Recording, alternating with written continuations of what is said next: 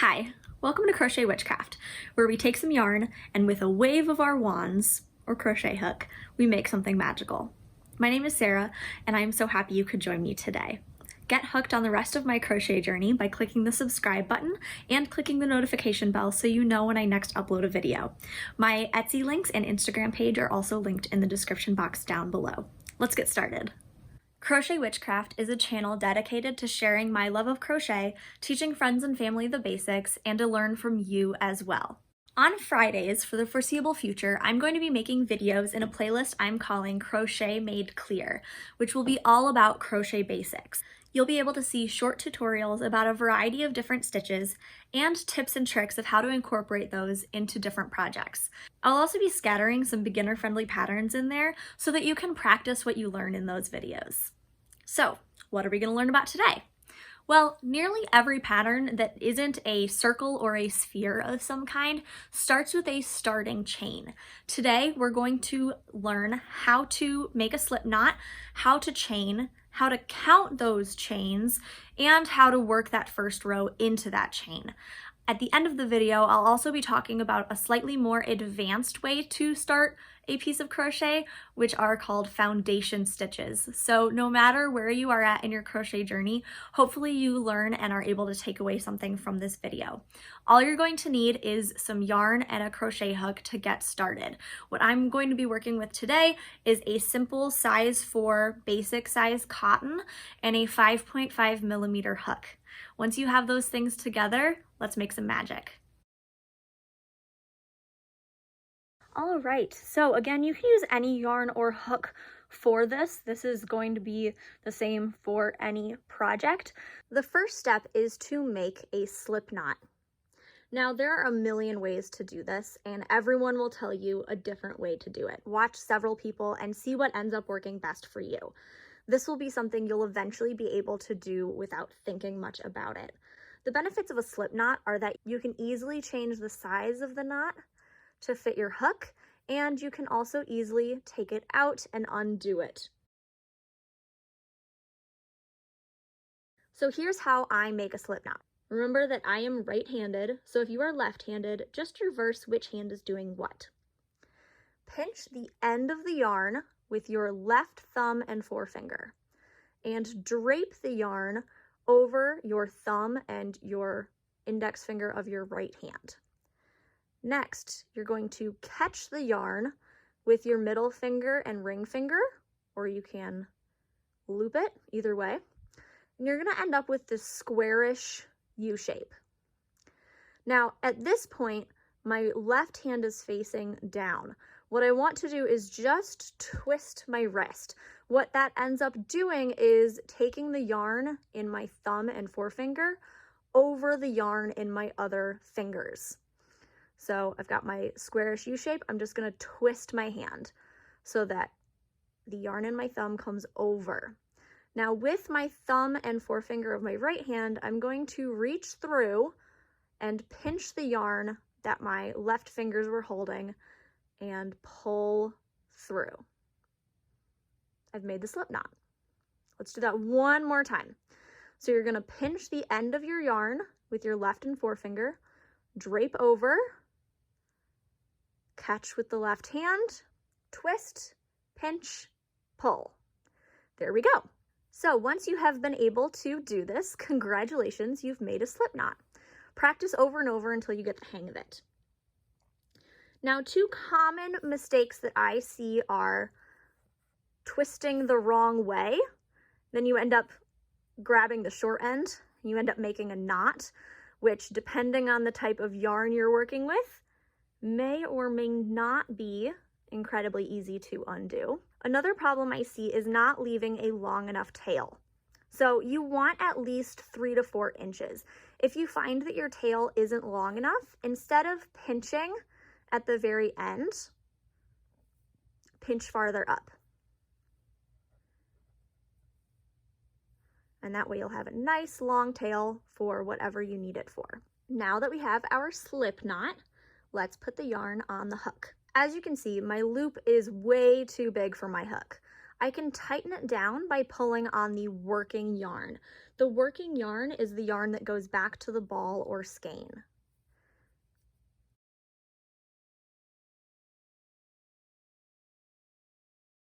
When you tighten up the loop on the hook, you don't want it to be so tight that it doesn't move anywhere. You want to be able to kind of gently move it around.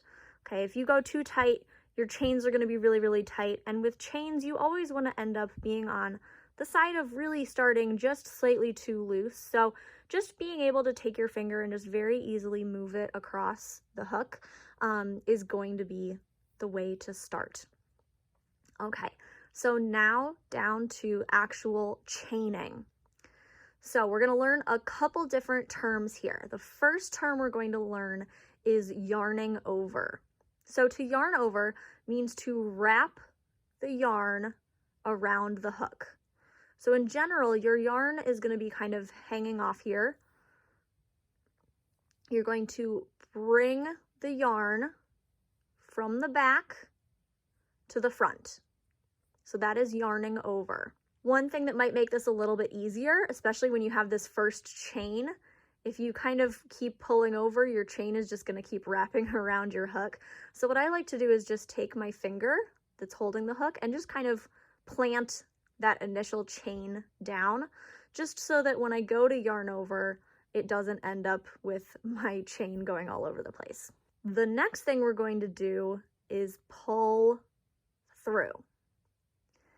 So when we pull through, what we're doing is we are taking whatever loop is kind of nearest and pulling it through what else was on our hook. So here I've already made 2 chains. You're going to yarn over, pull through. Yarn over, pull through. And again, if you want to, you can hold on to this section. I need a little bit more yarn here. Again, we're going to yarn over, pull through.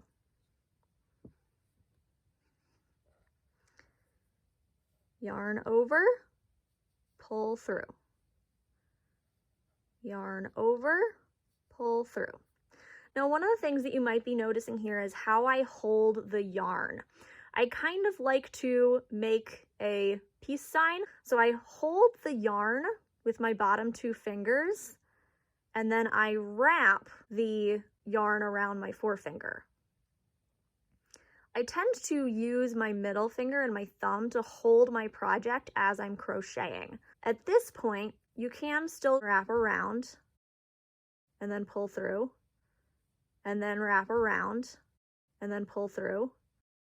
But when you kind of hold your yarn this way, you've already got the yarn kind of right there in a straight line. The only thing I'm doing is I'm really just pulling and then coming forward. So I'm not even necessarily moving the yarn, I'm more just moving my hook. So I'm gonna kind of go forward, catch the yarn, that's why it's a hook, and then pulling through. You should end up with something like this. This is called a set of chains. Each one is an individual chain. And a chain has 2 sides. So on this side, it's going to kind of look like you have a bunch of sets of V's. On the back side, you're going to have what actually looks a little bit more like a braid. There's going to be a series of bumps along the middle. That is the back of your chain. This is the front of your chain. So when we are counting stitches, I like to start at the beginning, but there's really no right or wrong way. You can start at your hook or you can start at the end. What's really important is we want to count each of these individual V's, but we don't want to count what is actually on our hook. So this loop right here does not count. So I'm going to start here with the slip knot. I've got 1 V, 2 V, 3 V, 4, 5, 6, 7, 8, 9, 10, 11, 12. And again, I don't want to count the one that is on my hook. If I want to start at the hook counting, again, I don't want to count what is attached to my hook. So none of this counts. My first chain would be here. So it would be 1, 2, 3, 4, 5, 6, 7, 8, 9, 10, 11, 12. If this part seems a little bit more confusing, you can flip it over and count on the back. So like I said, you have a bunch of little bumps here. If you count all of those bumps, you should end up with the same number that you would if you counted on the other side. So you want to count the ones that line up down the middle. So I've got 1, 2, 3, 4, 5, 6, 7, 8, 9, 10, 11, 12. Now I don't want to count this because this is the yarn that I haven't even started working with yet. So you can count the bumps, you can count the V's in either direction. So that is how we count our chains. And you can make chain lengths of 1, you can make chain lengths of several hundred. I have seen projects do any of those things. Okay, if you ever wanted to start over, or if you added too many, you can always frog or take out whatever stitches didn't work for you by just pulling on your working yarn. So for this one, because I'm not too concerned with what I'm making, I'm going to start with a chain of 10. So I ripped out a bunch of stitches, so I'm going to recount, see where I'm at. 1, 2, 3, 4, 5, 6, 7. So I'm at 7 chains. So I need 3 more. 8, 9, 10. So now I have 10 chains. Now I know that we haven't learned yet how to single crochet, but when we do, I want to just talk about where we enter into the chain. So I'm going to pick any chain. We'll work into this one. As you can kind of see here, this chain has 3 individual pieces. We've got a piece on the top, got a piece in the middle, we've got a piece on the bottom. It does not matter which side you go into. Your project will look cleaner if you choose the same spot every time. So for example, I always like to go just above that bottom loop and under the top 2. So when I insert my hook, on the top of my hook, there will be 2 loops, and on the bottom, there's only 1. So if I just work a couple basic single crochet, again, we will learn how to do single crochet next week, and I will go over this part as well. The reason I like to work under those first 2 stitches is because it gives me a really nice finish on the bottom of my project. So you can already see I've only done 3 stitches, but the bottom of my work is going to be just this nice little single braid. Now, if I were to work in just that top loop, I'll do that for the next couple just so that you can see the difference.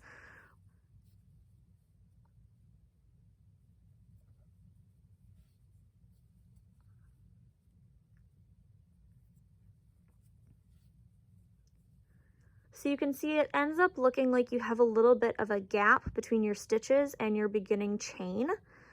And on the bottom, you end up with this kind of braided look as opposed to the kind of single line.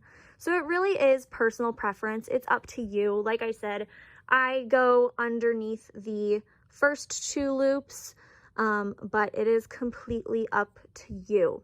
So that wraps up our introduction on the chain. So just to review what we've learned so far, we're going to start everything with a slip knot.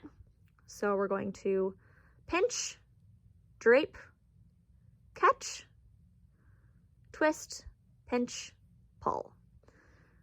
That is how we do a slip knot. We're going to place our slip knot on our hook, tighten it up by pulling on our working thread or our working yarn. 2 chain, we are going to wrap our hook, which is called yarning over, and pulling through. That is 1 chain. And you can do that as many times as you need to. Now, as you can imagine, if you are working with a really, really big project, that starting chain is going to get really, really long. And if you have to work a stitch into each of those chains, it can get really difficult. Sometimes those chains are a little bit difficult to see. They're a little bit difficult to know which loops you should be going through. And especially if you're working with a tiny yarn, that's something really small that you have to focus on. So one of the things that I have really enjoyed learning about as I have gotten a little bit more advanced is being able to utilize what are known as foundation stitches. So these stitches serve as your starting chain and your first row of stitches depending on what your project calls for. So instead of doing a chain and then doing a first row of stitches into that chain, you're doing all of this at once. For the most part, a foundation row makes starting a project and moving forward on that project a lot easier. So what I'm going to show today is how to do a foundation stitch for single crochet and for double crochet. Okay, so for foundation single crochet, we are going to start off with a slip knot, just like we learned. We're going to put it on our hook, and we are going to start off with a chain 2. So we're going to yarn over, pull through, yarn over, pull through. We're now going to go into the second chain from the hook. So I've got 1, 2. It should also be the loop that is closest to your knot. So I'm going to just go into that chain, pull through, or also known as pulling up a loop. So I now should have 2 loops on my hook. I'm going to chain 1, which basically just means I'm going to yarn over and pull through just that first loop. So I want to completely ignore this one for this step. Just chain 1. And then I'm going to finish up my single crochet by yarning over and pulling through both loops. That is 1 single crochet done. To work my next single crochet, I want to look on the bottom. So this is the top, this is the bottom. Above your knot, you should see a V. We want to go into that V. So I'm going to insert my hook in the bottom of that stitch, and I want to make sure that I pick up 2 loops. Again, I'm ignoring the one that's already on my hook. I just wanted to pick up those 2 loops, and I'm going to pull a loop through. I'm going to chain 1. Nope, see that I pulled through 2. You only want to pull through 1. And then finish up the single crochet. To do another one, we're going to then look on the bottom. We made another V. We're going to go into that. So essentially what you're doing is you're working into the bottom of the previous stitch. You're pulling up a loop, chaining 1, and then yarning over and pulling through both. I'm going to go into the bottom of the previous stitch, pull up a loop, chain 1, pull through both. And you'll see once you kind of get going, you're going to make this kind of V pattern along the side.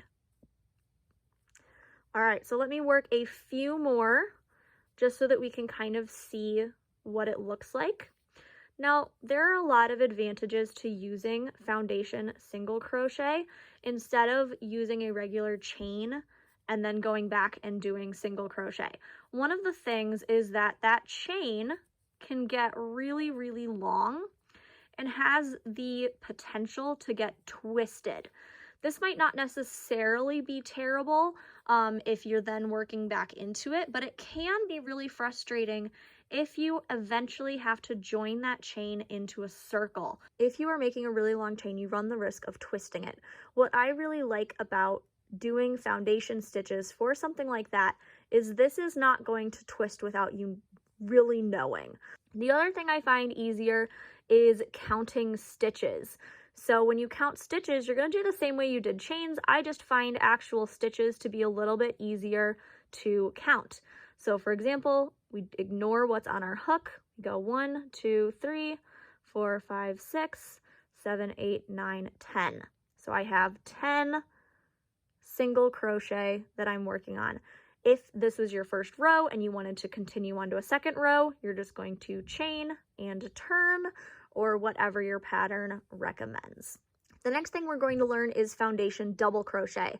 So same thing, you're going to start with a slip knot on your hook, and we're going to chain 2. Now, foundation double crochet is going to run the same sort of idea as the previous one. However, there's an additional step in there because double crochet is a taller stitch.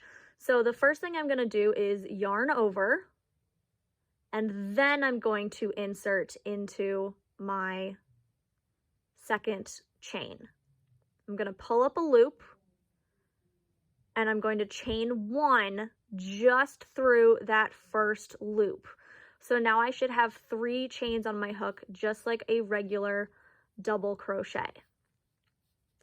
And then I can finish off the double crochet like normal by yarning over, pulling through 2, and then yarning over and pulling through 2. Now, working into the bottom of these stitches is going to be exactly the same as it is for foundation single crochet. So if I flip my work over, I'm going to see a knot and a V there. That's where I want to work my hook. Because this is foundation double crochet, I'm going to yarn over first and then insert my hook. I'm going to pull up a loop, chain 1 just through that first loop, and then I can finish off my double crochet like normal and keep going. So again, I have a new V right above where the first one was. I'm going to yarn over, insert my hook, pull up a loop, yarn over, chain 1, and then yarn over, pull through 2, yarn over, pull through 2. So this is kind of what it's starting to look like. This is your first, second, third foundation double crochet. This bit on the end, you can kind of think of like your initial turning chain. So I'm going to work a few more just so that you can see what it looks like over here.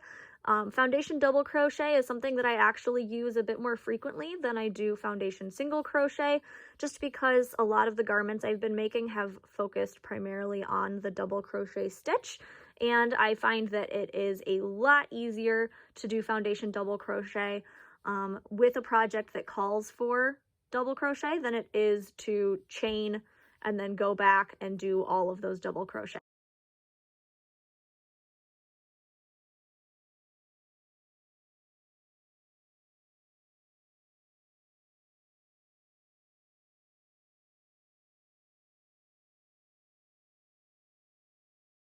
One of the things about foundation stitches is that they curve.